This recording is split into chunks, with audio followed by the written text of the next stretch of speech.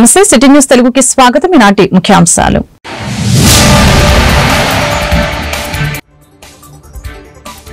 కర్ణాటకలో మంత్రివర్గ ఉపసంఘం పర్యటన, మహిళలకి ఉచిత బస్సు ప్రయాణంపై అధ్యయనం.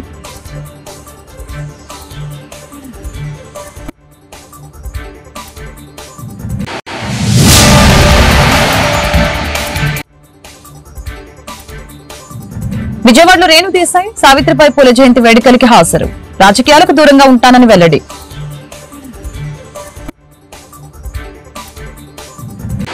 కొల్లేరు నుంచి ఉప్పటేరు కలిసే చోట పూడిక పెరిగిపోయిందని మంత్రి నిమ్మల రామానాయుడు తెలిపారు. బుడమేరు వరద నియంత్రణపై మంత్రి నారాయణతో కలిసి ఆయన సమీక్ష నిర్వహించారు. భవిష్యత్తులో విజయవాడకు వరద సమస్య లేకుండా తీసుకోవాల్సిన చర్యలపై ఇందులో చర్చించారు. ప్రజలకు ఇబ్బంది లేకుండా వరద నియంత్రణ చర్యలు చేపట్టడం గురించి సమాలోచన చేశారు. బుడమేరు కృష్ణానదికి ఒకేసారి వరద వస్తే ఏం చేయాలన్న దానిపై చర్చించడం జరిగింది. మొత్తం 5 అంశాలపై వారికి ఆదేశాలు జారీ చేసినట్లు పేర్కొన్నారు. నెలాఖరులోపు దీనికి సంబంధించిన నివేదిక తయారు చేయనున్నట్లు తెలిపారు. వరదల సమయంలో సీఎం చంద్రబాబుతో సహా అంతా కష్టపడి పనిచేశారని వివరించారు. వరదలు రాకుండా శాశ్వత పరిష్కారం చూపాల్సిన అవసరం ఉందని చెప్పారు. వైసీపీ సర్కార్ చేసిన తప్పులు భవిష్యత్తులో పునరావృతం కాకూడదన్నదే తమ ప్రభుత్వ ఆలోచన అని నిమ్మల రామానాయుడు తెలిపారు. రెగ్యులేటర్ నుంచి కొల్లేరు వరకు ఉన్న ఓల్డ్ ఛానల్ కు సమాంతరంగా కొత్త కాలువ నిర్మించాలని యోచిస్తున్నట్లు చెప్పారు. బుడమేరు కృష్ణానదికి ఒకేసారి వరద వస్తే ఏం చేయాలన్న దానిపైన మంత్రి నారాయణతో కలిసి ఆయన సమీక్ష నిర్వహించారు. కేంద్ర సహకారంతో బుడమేరు ముంపు నుంచి శాశ్వత పరిష్కారం దిశగా చర్యలు తీసుకుంటామన్నారు. బుడమేరుకి 3 ప్రధానమైనటువంటి గండ్లు పడి ఆ వరద నీరు విజయవాడ సిటీని ముంచెత్తి ఆ రోజు పడినటువంటి కష్టాలు, ఇబ్బందులు ఈ రోజు కూడా మనందరం కూడా మర్చిపోలేనిటువంటి పరిస్థితి మనందరికీ తెలుసు.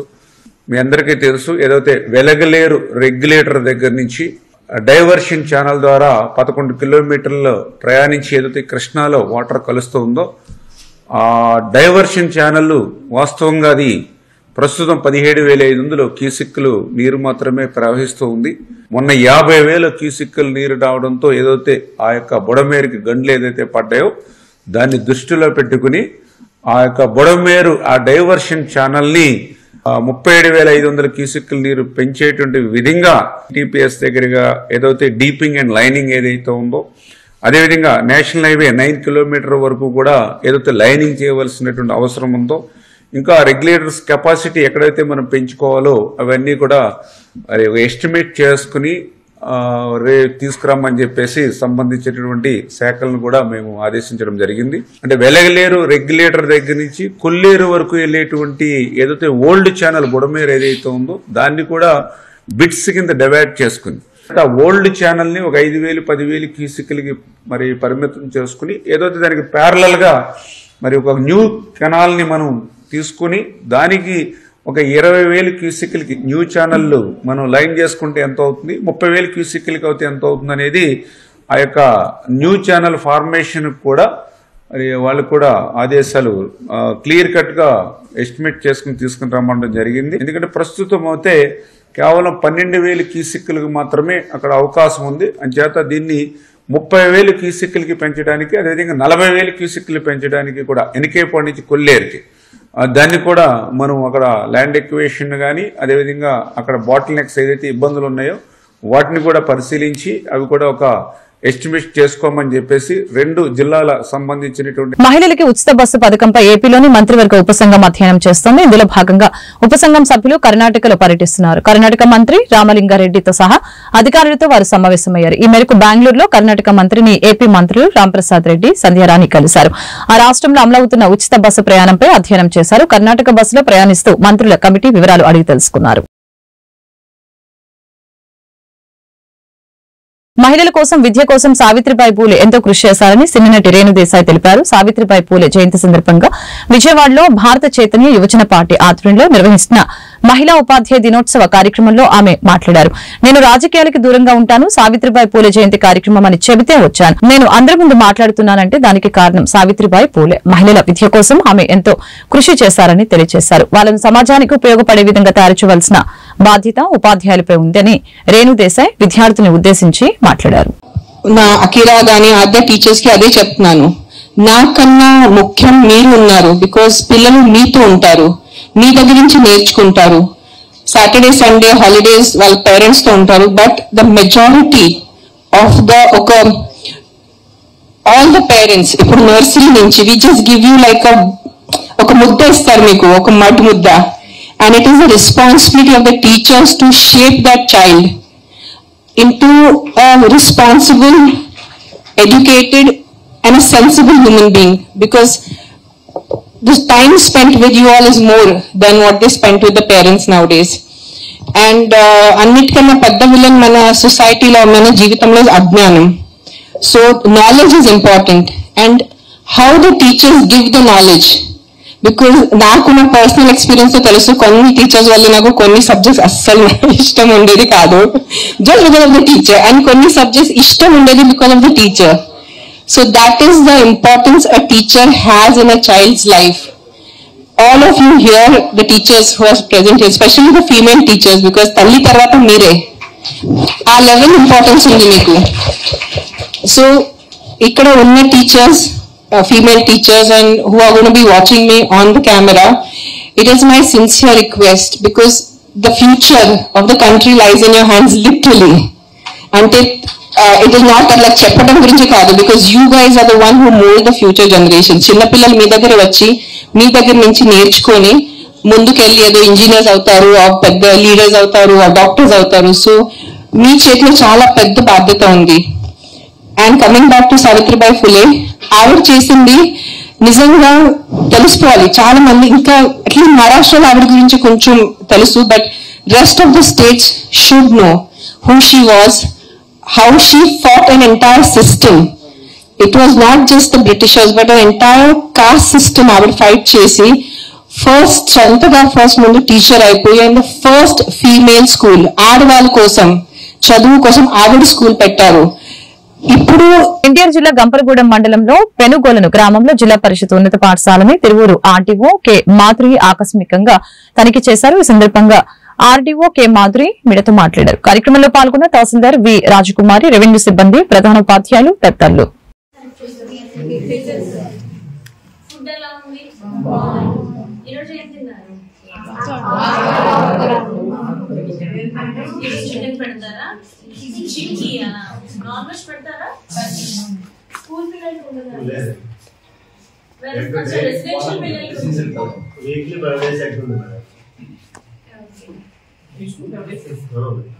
కాంపిటీషన్స్ ఏమైనా కండక్ట్ చేస్తున్నారా స్కూల్లో? ఏం కండక్ట్ చేశారు?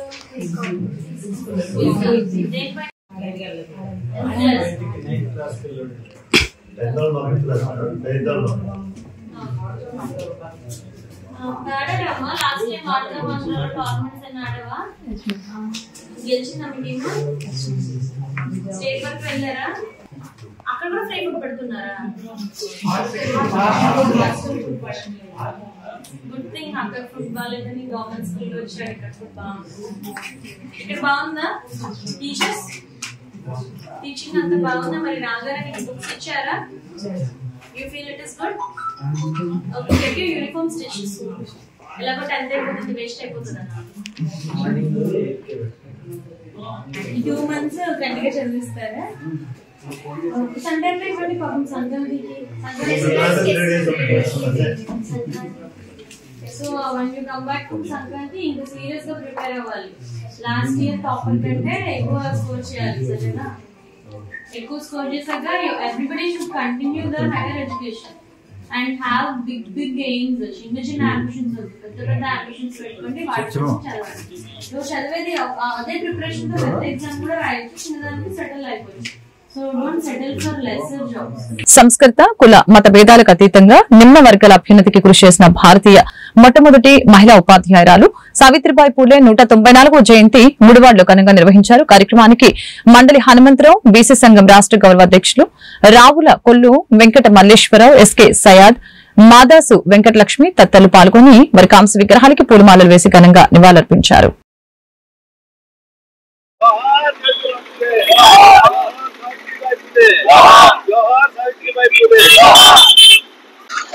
గుడివాడ నియోజకవర్గ బీసీ సంఘం ఆధ్వర్యంలో మహాత్మా జ్యోతిరావు పూలే, సావిత్రిబాయి పూలే దంపతుల సావిత్రిబాయి పూలే జయంతి 194వ జయంతి సందర్భంగా ఈ కార్యక్రమం చేస్తున్నాం. వారికి ఈ కార్యక్రమం ముఖ్య అతిథిగా పెద్దలు మల్ల హనుమంతరావు గారు, మిగతా కార్యవర్గ సభ్యులందరూ కూడా ఈరోజు ఆ కార్యక్రమం హాజరయ్యి ఆ పుణ్య దంపతులకి ఘనంగా నివాళులు అర్పించడం జరిగింది. భారతీయ సంఘ సంస్కర్తలైనటువంటి మహాత్మా జ్యోతిరావు పూలే, సావిత్రిబాయి పూలే మరి 124 సంవత్సరాలు అయినప్పటికీ ఈ రోజున వారిని స్మరించుకుంటూ వారి సేవలను ఒకసారి గుర్తు చేసుకుంటూ మరి కార్యక్రమాలు చేస్తున్నారంటే వాళ్ళు సమాజంలో ఎంతగా గుర్తింపు పొందారో, ఎంత సేవ చేశారో అనేది మనకి అర్థమవుతా ఉంది. మరి ఆవిడ గతంలో వాళ్ళు దంపతులు ఇరువురు కూడా కుల మతాలకు అతీతంగా మరి మహిళ వాళ్ళ సమస్యల మీద పోరాటం చేసి మరి ఆ రోజున కుల వివక్షని వ్యతిరేకించి సమాజంలో మార్పు తీసుకురావాలి, చైతన్యం తీసుకురావాలి అంటే ఒక విద్య ద్వారానే చైతన్యం చేయగలమనే ఒక సంకల్పం పెట్టుకొని భార్య ఇరువురు కూడా మరి ఆ రోజున ఆవిడ మహనీయురాలు జ్యోతిరావు పూలే గారి భార్య సావిత్రిబాయి పూలే గారి యొక్క 194వ జయంతిని పురస్కరించుకొని గుడివాడ నియోజకవర్గ బీసీ సంఘాల ఆధ్వర్యంలో వారికి నివాళులు అర్పించడానికి నాకు అవకాశం కల్పించినందుకు ముందు వారికి ధన్యవాదాలు తెలియజేస్తూ,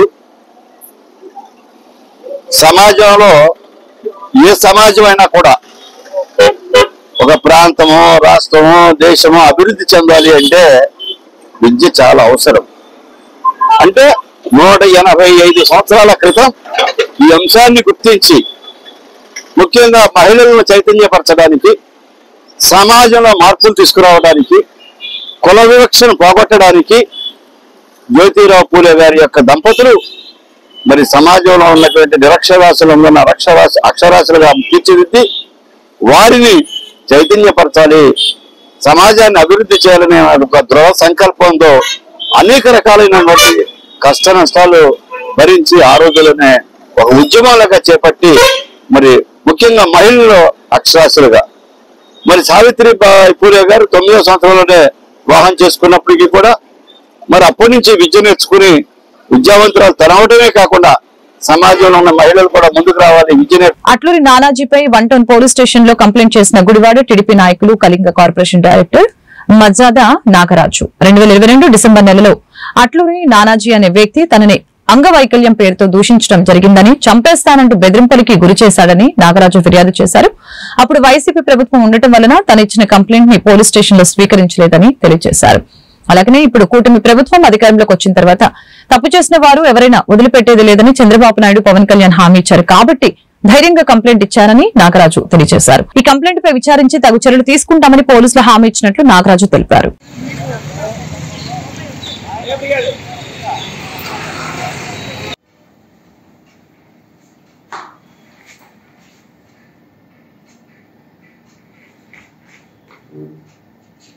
కూటమి ప్రభుత్వం అనేది అధికారంలోకి వచ్చిన తర్వాత తప్పు చేసిన వారు ఎవరైనా సరే చట్ట ప్రకారం అనేది శిక్ష అనుభవించాలనేది నారా చంద్రబాబు నాయుడు గారి యొక్క ఉద్దేశం. అట్లాగే ఉప ముఖ్యమంత్రి పవన్ కళ్యాణ్ గారి యొక్క ఉద్దేశం. దీని ప్రకారంగా గుడివాడ నియోజకవర్గంలోని మరి ఒక అగ్ర కులానికి సంబంధించిన అట్లూరి నానాజీ అనే వ్యక్తి మరి నన్ను వ్యక్తిగతంగా ఉద్దేశపూర్వకంగా అతను ఏ పార్టీ, అట్లూరి నానాజీ అనే వ్యక్తి ఏ పార్టీకి సంబంధించిన వ్యక్తి అని నేను ప్రశ్నించిన సందర్భంలో ఆయన ఉద్దేశపూర్వకంగా నేను ఒక దివ్యాంగుడు అనే సంగతి కూడా తెలిసిండు కూడా ఆయన ఎవరో ఒక కుంటాడు అనుకుంటా, నేను అతడి 2వ కాలు కూడా తీసేస్తాను అని మాట్లాడడం, అట్లాగే సభ్య సమాజాన్ని భయపెట్టే విధంగా ప్రవర్తించడం. నేను ఆ రోజున ప్రశ్నించింది పార్టీ కోసం పనిచేస్తున్న వారు ఎవరు, నిజంగా పార్టీ కోసం పనిచేసే వ్యక్తులైతే చంద్రబాబు నాయుడుని అరెస్ట్ చేసినప్పుడు కూడా రాని వ్యక్తులు ఈ రోజున చంద్రబాబు నాయుడు కూటమి ప్రభుత్వం కోసం పనిచేశామని చెప్పుకుంటున్నారు.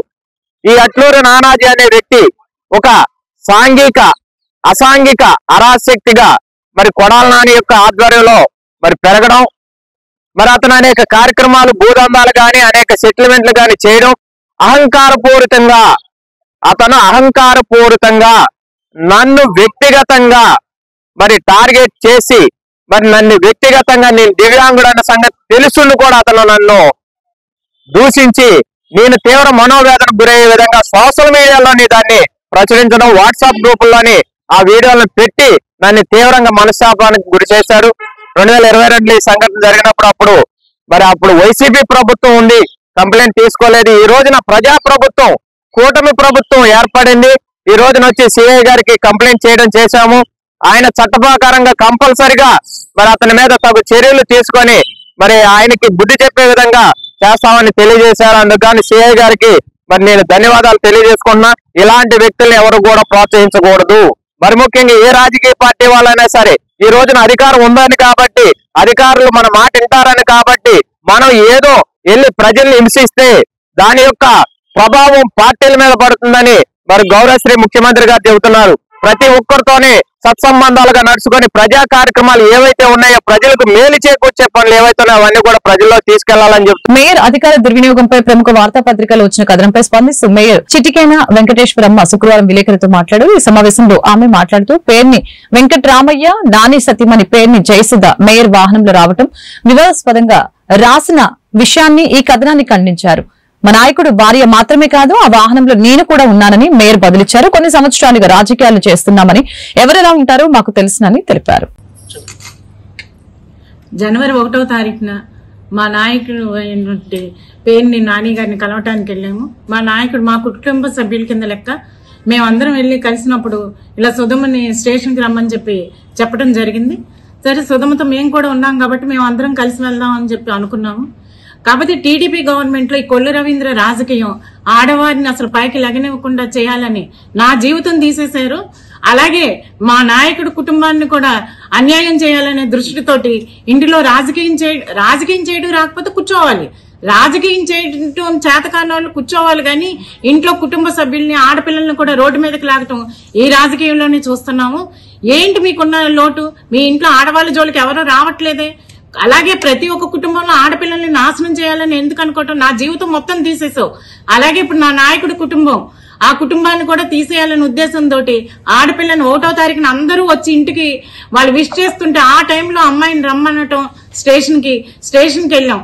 వెళ్ళిన తర్వాత అందరం వెళ్ళి లోపల కూర్చున్న తర్వాత ఫోన్ వచ్చింది, తీసుకొచ్చారా అని చెప్పి. అది మైక్ ఆన్ అయిందో తెలియదు, ఏం లేదు. కొల్లు రవీంద్ర ఫోన్ చేశాడు, తీసుకొచ్చాం అనగానే మమ్మల్ని అందరినీ బయటకు వెళ్ళిపోండి, ఎవరు ఉండటానికి లేదు లోపల అన్నారు. మేమేమి మాట్లాడమండి, మా అమ్మాయితో పాటు మేము కూడా ఉంటామని చెప్పి ఎంత రిక్వెస్ట్ చేసినా ఎంతో అసలు ఎవరు ఉండటానికి వీళ్ళేది బయటకు వచ్చాను. అలాగే అందరం బయటకు వచ్చేసాం. బయటకు వచ్చేసాక కూడా సుధమ్మతో ఉండగా 2-3 సార్లు ఫోన్ చేసి మా అమ్మాయి మాకు చెప్తుంది, ఏంటి మనం రాసుకున్న ఎన్ని క్వశ్చన్స్ అన్ని అడుగుతున్నారా లేదా, మీరు ఉంచండి. అలా ఏంటి ఇంత ఇబ్బందికరమైన రాజకీయాలు? ఆడపిల్లని కూడా ఇంత ఇబ్బంది పెట్టడం ఎప్పుడూ చూడలేదు. కానీ దేవుడు అనేవాడు ఉన్నాడు, అంతా చూస్తూనే ఉంటాడు. ఇలాంటి రాజకీయం చేసేవాళ్ళని అధపాదాలను తొక్కేస్తాడు. అది మట్టి గుర్తుపెట్టుకోండి కొల్లు రవీంద్ర. నన్ను అన్యాయం చేసింది కాకుండా నా నాయకుడి కుటుంబాన్ని కూడా నువ్వు అన్యాయం చేయాలనుకుంటే అది నీకు చేతకంతను. ఎప్పుడైనా సరే గుర్తుపెట్టుకోండి, ఎవరినైనా ఇబ్బంది పెట్టాలంటే భగవంతుడు మనకు కూడా ఒక రాత రాస్తాడన్నది కూడా మీరు గుర్తుపెట్టుకోవాలి. ఎందుకంటే ఈ రోజు పరిపాలన చేస్తున్నారు, ప్రజలు ఓటేసి గెలిపించారు, ప్రజలకు ఏం చేయాలో ఏంటన్నది చూసుకోండి. అంతేగాని ఒక కుటుంబాన్ని నన్ను అన్యాయంగా పంపించారని హత్య చేయించావు కాబట్టి నిన్ను పంపించారు, అందులో నీకు ఉంది కాబట్టి పాత్ర నిన్ను పంపించారు. అంతేగాని నిన్నేదో పంపించారని నా నాయకుడిని కూడా నువ్వు పంపించాలి, ఆయన పేరు చెప్పించండి అన్న తర్వాత అది నీ వల్ల కాదు. ఆయన ఎంత నిజాయితీగా ఈ 30 సంవత్సరాల నుంచి రాజకీయంలో చిన్న పిల్లవాడిని అడిగిన సరే పేరు నాని గారు యొక్క పేరు ప్రతిష్టలు కృష్ణా జిల్లా గుడ్లవల్లేరు మండలం వేమవరం గ్రామంలో వెంచేసి ఉన్న శ్రీ కొండలమ్మ అమ్మవారి దేవస్థానానికి భక్తులు సమర్పించిన కానుకల మొక్కుపడ్లు హుండీలను ఈ రోజు శుక్రవారం ఉదయం తనిఖీదారు దేవాదాయ ధర్మాదాయ శాఖ మచిలీపట్నం వారి పర్యవేక్షణలో మచిలీపట్నం ఉయ్యూరు పరిసర ప్రాంతాల నుంచి విచ్చేసిన సేవకులు, భక్తులు, ఇండియన్ బ్యాంక్ వారు ఉన్నారు. బ్రాంచ్ సిబ్బంది, దేవస్థాన సిబ్బంది, రెవెన్యూ అధికారులు మరియు పోలీసు వారు సుమారు 100 మంది సమక్షంలో తెరిచి లెక్కించడం జరిగింది.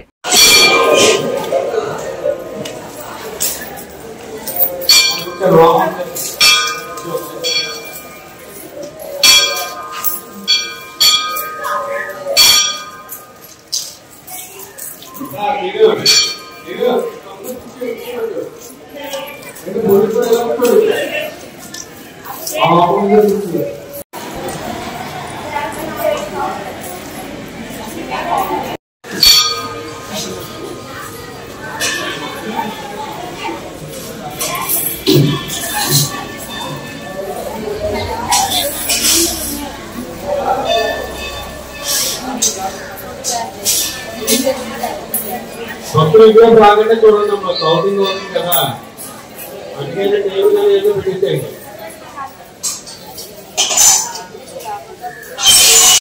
శ్రీమాత్రయ నమః, శ్రీ కొండాలమ్మ దేవి అయిన నమః.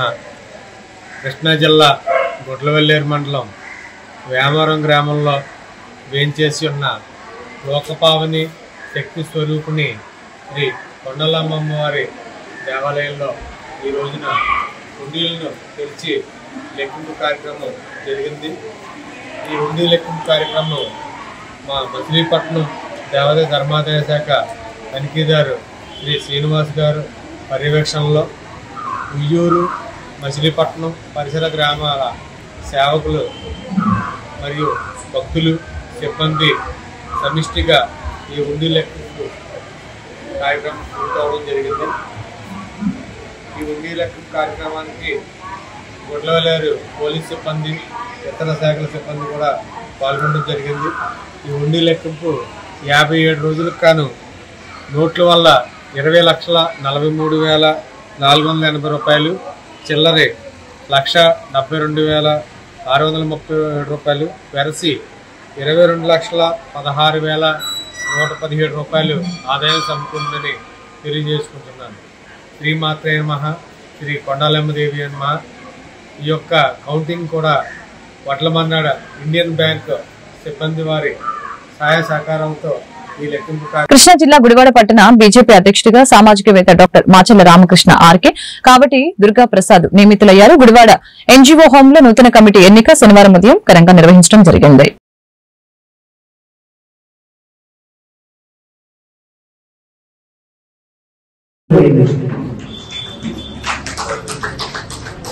గుడివాడ రోడ్ల మండల అధ్యక్షుడిగా టీవీ కేజ మాణిక్య ప్రసాద్ కోరుకుంటూ వీటిని ఉద్దేశించి మన జిల్లా రిటర్నింగ్ అధికారి పెద్దలు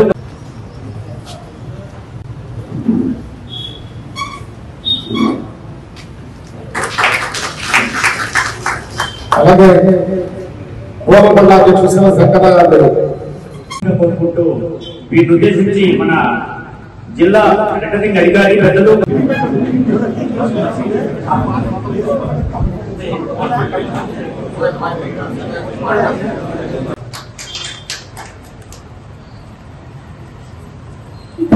బాధ్యతలు చక్కగా నిర్వహించి ఈరోజు Gudivada 1 town 2 town, Gudivada rural, Nandivada మండలాలకి కొత్తగా అధ్యక్షులని నియామకం చేయడం జరిగింది. గత 3 నెలలుగా కృష్ణా జిల్లాలో భారతదేశ వ్యాప్తంగా ఆంధ్రప్రదేశ్లో పెద్ద ఎత్తున భారతీయ జనతా పార్టీ సభ్యత్వాలు నమోదు చేయడం జరిగింది. దాంట్లో భాగంగానే కృష్ణా జిల్లాలో 60,000 సభ్యత్వాలు పూర్తి చేయడం జరిగింది. దాంట్లో భాగంగా గుడివాడ కాన్స్టిట్యున్సీలో 15,000 సభ్యత్వాలు చేయడం జరిగింది. దాని ఫలితంగా ఈరోజు మండలాధ్యక్షుల ఎన్నిక జిల్లా వ్యాప్తంగా జరుగుతుంది. దాంట్లో భాగంగానే ఇక్కడ అధ్యక్షుడిని పెట్టడం జరిగింది. ఈరోజు సాయంత్రం గుడ్లవెల్లేరులో మండలాధ్యక్షుడు కూడా నియమిపోతారు. ఈ కార్యక్రమానికి జిల్లా ఎన్నికల అధికారిగా శ్రీనివాసరాజు గారు ఇచ్చేసినందుకు వారికి నా ప్రత్యేక ధన్యవాదాలు. అదేవిధంగా గుడివాడ అసెంబ్లీకి పరిశీలనకు వచ్చిన ఉప్పల్ రాము గారికి మా ధన్యవాదాలు. ఇప్పుడు వరకు పనిచేసిన మండలాధ్యక్షుడు గణపతి అర్జున్ గారు, సేవ శంకర గారు, వీరందరికీ కూడా నా శుభాకాంక్షలు తెలియజేస్తున్నాం. వారికి కృతజ్ఞతలు తెలియజేస్తున్నాం. గత 3 కార్యక్రమాలన్నిట్లో నాకు చేదోడు వాదోడుగా ఉండి నా వెన్ను తట్టి నన్ను ప్రోత్సహించి నన్ను ముందుకు నడిపించిన వేదిక మీద ఉన్న పెద్దలకి, అలాగే వేదికని ముందు ఉన్నటువంటి నా సోదరులందరికీ కూడా ఈ సందర్భంగా ధన్యవాదాలు. మిగతా పార్టీల్లో ఒక అధ్యక్ష పదవి నిర్వహించడం అనేది నల్లేరు మీద నడక లాంటిది. ఎందుకంటే ఆ ప్రాంతీయ పార్టీల్లో మరి వాళ్ళ యొక్క రాజకీయ అవసరాలకి అక్కడికి చేరే ప్రజలు కానీ కార్యకర్తలు కానీ వాళ్ళకి సంఖ్యాబలంలో మరి చాలా కూడా ముందుంటారు. కానీ ఒక సిద్ధాంతాలకి కట్టుబడి దేశం యొక్క జాతీయత కోసం కృషి చేసే దేశం పార్టీ, సెంట్రల్ పార్టీ దేశంలోనే కృష్ణా జిల్లా పెడన నియోజకవర్గం పెడన తోటమూల ఆర్సీఎం చర్చి ఎదురుగా పార్టీ కార్యాలయాన్ని నిర్వహిస్తున్నారు. ఈ సందర్భంగా మాట్లాడుతూ కాంగ్రెస్ పార్టీ ఆధ్వర్యంలో సొంటి నాగరాజు నియోజకవర్గంలోని బంటుమిల్లి కుర్తివెన్ను ఎంఆర్ఓ ఆఫీస్ నందు వందల వేల ఎకరాల ప్రభుత్వ భూములు వైఎస్ఆర్సీపీలో ఉన్నటువంటి ఎమ్మెల్యే, ప్రెసెంట్ ఉన్నటువంటి టీడీపీ ఎమ్మెల్యే ఇద్దరు కలిసి కూడా గత 10 ఏళ్లుగా కుర్తివెన్ను మండలంలోని పల్లిపాలెం గ్రామం, చిన్న గొల్లపాలెం, ఇంతేరు, నిడమర్రు గ్రామ రైతుల్ని అన్యాయం చేసి వారి చుట్టుప్రక్కల ఉన్న ప్రభుత్వ భూములన్నీ ఎమ్మెల్యే బినామీలకు అంటకట్టారని అన్నారు.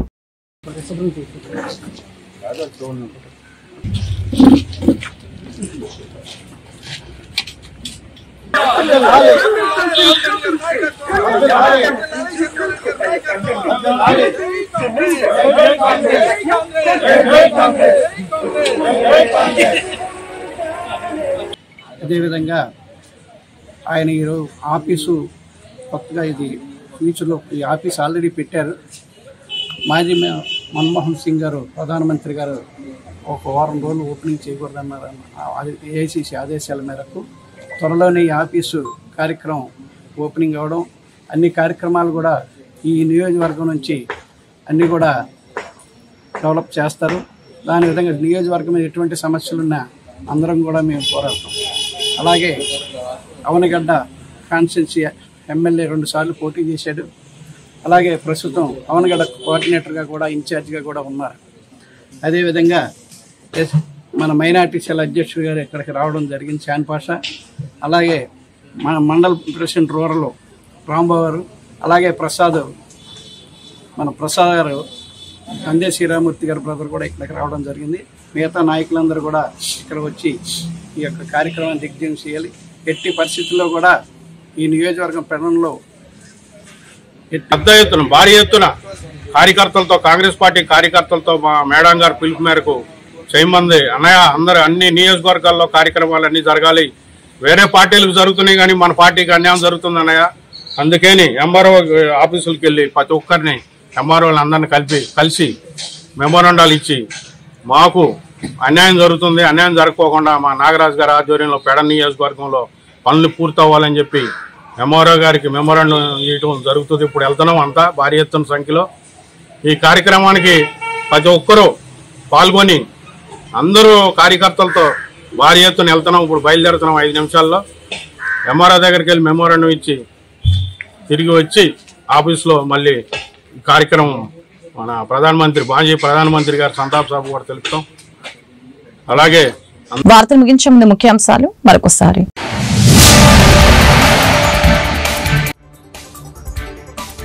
కర్ణాటకలో మంత్రివర్గ ఉపసంఘం పర్యటన, మహిళలకి ఉచిత బస్సు ప్రయాణంపై అధ్యయనం.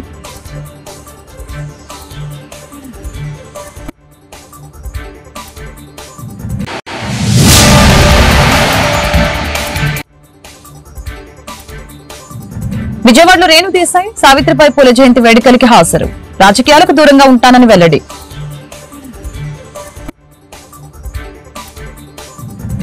ఈ వార్తలు ఇంతటితో సమాప్తం. మరొక బులెటిన్ లో మళ్ళీ కలుద్దాం. నమస్కారం.